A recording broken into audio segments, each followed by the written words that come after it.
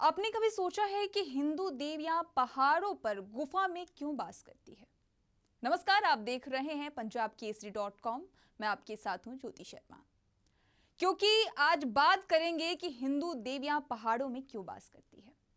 मान्यता यह है कि हिंदू धर्म में ज्यादातर देवियां मंदिर पहाड़ों पर बने हुए होते हैं। अगर आपने गौर किया होगा तो भारत में देवियों के जितने भी प्रमुख स्थान हैं वो सब पहाड़ों पर ही हैं। फिर चाहे वह जम्मू में माता वैष्णो देवी का मंदिर हो, या फिर गुवाहाटी में मां कामाख्या का मंदिर हो, या फिर हरिद्वार में मनसा माता का मंदिर हो, या फिर बंसकंठा में कालिका माता का मंदिर हो, इन सभी मंदिरों में माता पहाड़ों पर ऊंचाइयों में विराजमान है। आखिर क्या कारण है कि देवियों के सभी मंदिर पहाड़ पर ही होते हैं? चलिए जानते हैं इसके पीछे की वजह। यह धार्मिक कारण कहा जाता है। आपको बता दें कि वेद पुराणों में सृष्टि की मूलभूत रचनाओं के बारे में बताया गया है। पंच तत्व में यह धरती बनी है और पंच तत्व में ही विलीन हो जाती है। यह पांच तत्व जल, वायु, अग्नि, भूमि और आकाश है। वेदों और पुराणों के अनुसार इन पांच तत्वों के पांच देवता भी हैं। बात करेंगे पांचों तत्वों के देवताओं के बारे में तो भूमि के देवता भोलेनाथ शिव हैं, वायु के देवता विष्णु, जल के देवता गणेश जी और अग्नि के देवता अग्नि देवता हैं और आकाश के देवता सूर्य हैं। माता दुर्गा जिन्हें शक्ति का स्वरूप माना जाता है, उन्हें इन सभी से सर्वोपरि माना गया है। पहाड़ों को धरती का मुकुट और सिंहासन भी कहा जाता है, इसलिए अधिकतर देवियों का स्थान पहाड़ों पर होता है।